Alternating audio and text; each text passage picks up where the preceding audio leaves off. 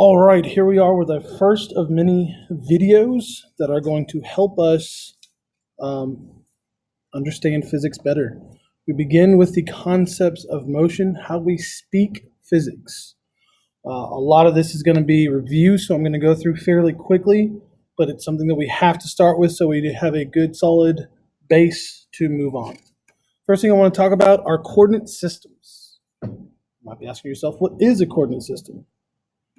It's an artificial grid that we place over the problem in order to analyze the situation.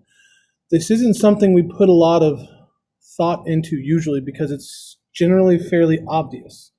But we have to put a system in place for us to better understand the problem. As we move through the year, there might be multiple systems, coordinate systems that would work. We got to figure out which one is the best. We talk about the origin point. That's where our 0 point. It's where we decide where our 0 is. We can put it wherever we want to, generally to make the problem easier. The most common coordinate system we use, and we don't talk about a lot, is time. We decide when time starts. We would decide when time stops. Well, the experiment will decide that, but time is a coordinate system that we use very often. Now, this right here is what I think of when I think the word coordinate system. This is what we call the Cartesian coordinate system, the X, Y, and Z plane. Important to remember here, we'll talk about this more later, but we have 4 quadrants, 1, 2, 3, and 4. And we name these quadrants so we know in the first quadrant we have plus, plus. In the second quadrant, it's minus, plus. Third quadrant, minus, minus. And fourth quadrant is plus, minus. Now, we're going to talk more about this in detail, but knowing when we have positive stuff and negative stuff is very important. Another coordinate system that you might not think of as a coordinate system, but we're going to use a lot, is the unit circle. This is very much a coordinate system. It helps us out a lot when we're talking about rotational motion. Important thing here is knowing that this direction is positive and this direction here is negative. So if we move counterclockwise, we're going in the positive direction. If we're going clockwise, it's the negative direction. Okay, so that's coordinate systems. We'll discuss that more as we move through, but right now let's talk about motion. What is motion? What are vectors? What are scalars? First of all, motion is a change of an object's position over a change in time. Something is moving. That makes sense. What we need to discuss when talking about motion are time, how long it takes to do stuff, distance versus displacement, speed versus velocity, and acceleration. What are these things? Why is there distance and displacement? What are the differences? Well, the biggest difference is the difference between a scalar and a vector. A scalar is a single number. Oh, went backwards, sorry. A scalar is a single number, generally with units, that describes a physical quantity. Time, distance, speed, mass. If you remember, energy was a scalar. A vector is a quantity that has both size and direction. It's a scalar with a direction. Displacement, velocity, acceleration are things we're going to talk about right now. Okay, so distance and displacement. Distance is how far an object has traveled. It does not depend on starting points or ending points. It doesn't care where it is. It just matters where it goes. This object travels 3 meters in the X direction, 4 meters in the Y direction. The total distance this object traveled, whatever it may be, is 7 meters. 3 to the right, 4 up, 7 meters. That's the distance. Displacement is how far an object is from an origin point. That's why we need to know what our origin is. Well, the displacement of this object happens to be 5 meters. So it traveled a total of 7 meters, but it is 5 meters away from its origin point. This right here being the origin point. We just decided that. Distance versus displacement. A little bit more on displacement. So when we're talking about change in displacement, we use the delta symbol. This delta symbol means change in. Now you might be confused as to why there's an S there. We use S as our displacement variable because most everything we talk about when it comes to displacement and moving is true in the x, in the y, and the z directions. So we use s just so we don't get stuck saying, oh, it's all in the x or it's all in the y. So s will be our displacement variable. Okay, so these f's and these i's, change in position is equal to the final position minus the initial position. I and f mean initial and final. We used that a lot last year, but this year we're going to be using numbers instead. So delta S would be S1 minus S0, or I'm going to call it S naught. The reason that becomes important is because we're about to have situations where we have an initial position, a first thing that happens, a second thing that happens, a third thing that happens, and we want to be able to talk about everything fluidly. All right, distance versus displacement. Now let's talk a little bit about time. Time is very weird. Time is man-made. It's a man-made construct. It's not technically a real thing, but we use it, so we're going to use it. The most important part about this is we set the moment that time begins, t naught equals 0. This is very important. We set when t naught equals 0. We can't technically move back in time, but if we set t naught equals 0 and we need to move backwards, we can have negative time. We're not going to do that a lot, so just know we set when time equals 0. We discussed delta t. That is when the initial time is no longer arbitrary. What I mean by that is we can set whenever we want t naught to equal to 0. That might change our total time traveled, but we can set it. However, if we have a delta t, a change in time, like it starts now and ends there, that delta t is set. Like if something takes 8 seconds, it doesn't matter if it started at t naught equals 0 or if it started at t naught equals 3. The delta t is 8 seconds. Delta t will depend on the problem we're solving. We might change it up. It might be different for different situations. But again, this is stuff we're going to go through a lot. And one other side note, generally speaking, we say t naught equals 0. So if that's the case, then delta t just equals t1. So a lot of times, instead of seeing delta t, you'll just see the variable t. That's just generally because, like I said, we start the initial time at 0 seconds. All right, moving on to speed. What is speed? So we want to know how quickly it moves from an initial position to a final position or a next position. Well, we use the average speed equation. We take the distance it travels and the time it takes to travel that distance. So we have d over delta t. Again, this is a good place where it should have been d over t, but you get the idea. That's average speed, distance traveled divided by the time traveled. All right, so real quick question. If you travel 15 miles in 30 minutes, what is your average speed? Use the equation. Average speed equals 15 miles divided by 30 minutes. That's half a mile a minute. And if we convert that to miles per hour, which is one of the units we like, there are 60 minutes in an hour. So that would be 30 miles per hour. Very straightforward, very simple. This should not be complicated. One more speed question. It takes roughly 15 hours to travel from Augusta to Dallas, where I'm from, a distance of about 934 miles. What is your average speed of the trip? Do the math there, you get 62.27 miles per hour. But the problem is, do I maintain 62-ish miles per hour for the entire 15 hours? No, it's ridiculous. First of all, the speed limit's 70. Why would I go below the speed limit? Average speed does not take into account all the stops, the starts, the speeds, the slowdowns. What it takes is how far did you go? How long did it take? Speed is cool. Speed is nice. Speed is not very useful to us. We need to talk about velocity. That's what we're going to focus on for the next week or two. Velocity. Velocity is speed in a given direction or the rate of change of position. The rate of change of position. How does our position change over time? That becomes important when we're talking about position because it doesn't necessarily mean speeding up or slowing down. We could also be turning, but we'll talk more about that in a second. So delta S is our change in displacement, and delta T is our change in time. Our velocity V then is delta S over delta T. This is the most basic equation that we have. First one I would write down if I were you.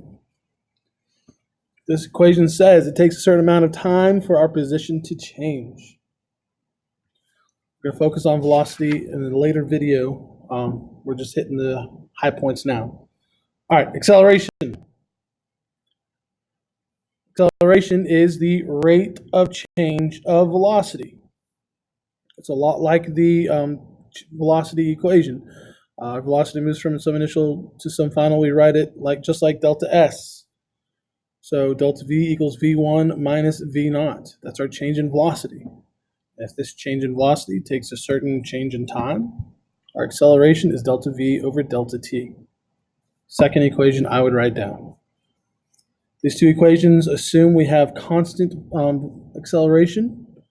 Actually, the first one is constant velocity. This one is constant acceleration. We're not going to have constant acceleration for very long. Shh, don't worry, we'll be okay. All right, on to something a little bit new. Don't worry about that. Motion diagrams. When we are discussing the motion of an object, we use a dot particle idea. Thinking about the whole body of something that's moving gets really complicated. Think about the human body as it moves. You walk forward, your legs are moving forward and backwards, you swing your arms forward and backwards. So if we wanted to talk about the whole motion of the body, there's a whole bunch of moving parts. Instead of doing that, we just think of dot, just like that. Dot, it represents the center of mass of the object. That's what we focus on. If we were drawing a motion diagram of something with constant position, this is exactly what you would see. It's just a dot, it's not moving. Velocity and acceleration are both zero. A motion diagram for constant velocity. Acceleration is zero. We can draw a few dots, but notice they are equally spaced.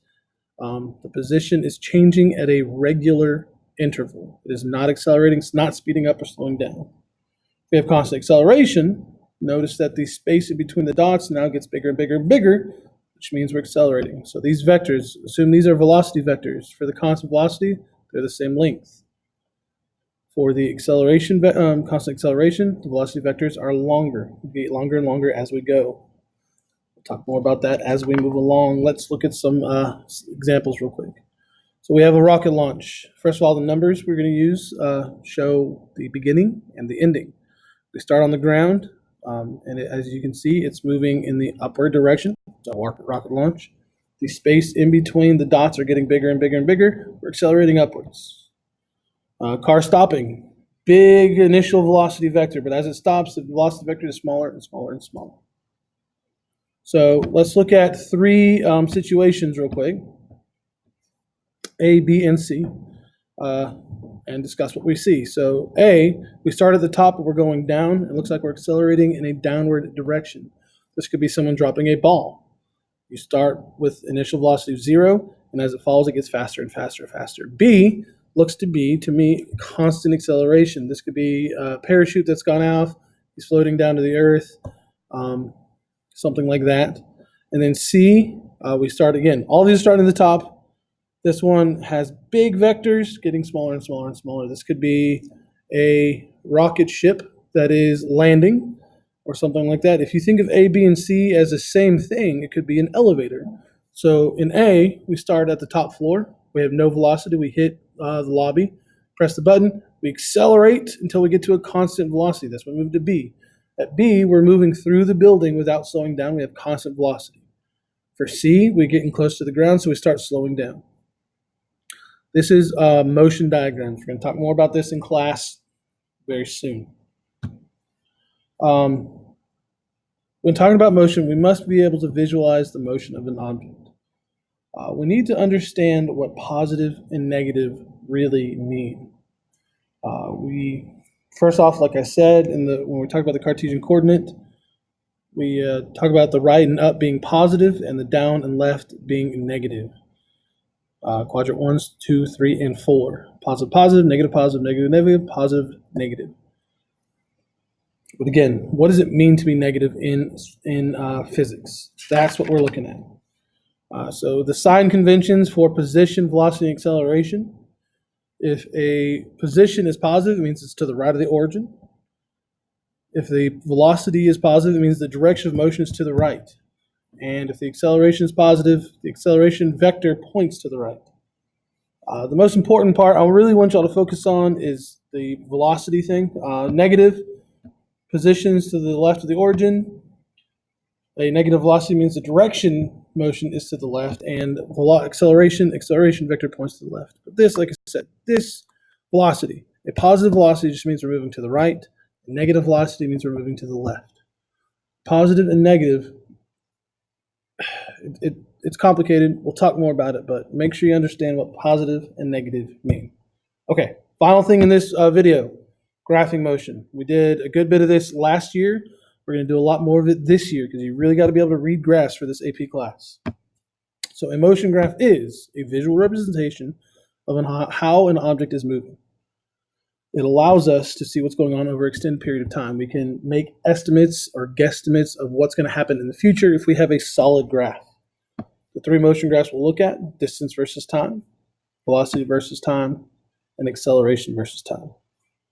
First one, distance versus time. Anytime you're graphing, please make sure you're using solid units. Make sure you label your vectors, your coordinates, your x and y planes, all that stuff. So distance versus time. It tells us how an object moves, how its position changes over time.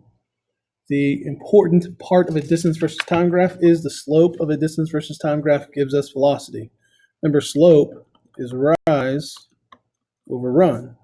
And in this graph, your rising position, which is in meters, and your running time, which is in seconds, which is velocity.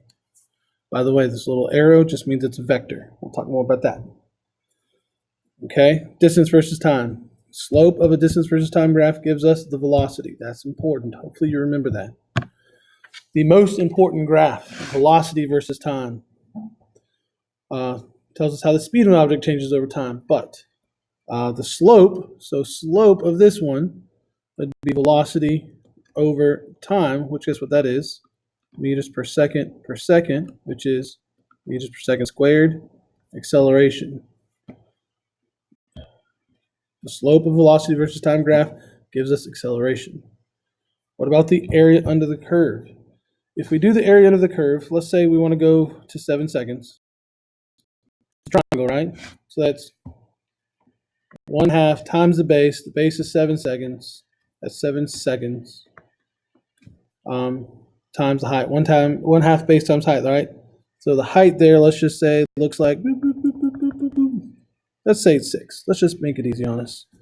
That's 6 meters per second. So half of that would be 3, so there'd be 21. But notice it's seconds times meters over seconds, 21 meters. So the area under the graph gives us the displacement. Hopefully you remember that from last year. Finally, acceleration versus time. Now last year, for acceleration versus time, generally speaking, we had a constant acceleration. That is no longer going to be the case. We're going to have some function for acceleration. And velocity versus time, the area under the curve gave us displacement. Well, in acceleration, the area under the curve of an acceleration versus time graph gives us velocity. Now, I know I went through this video fairly quickly, but keep in mind we're going to be going through a lot of this in class. Have your questions, ask them. Let's get going with it.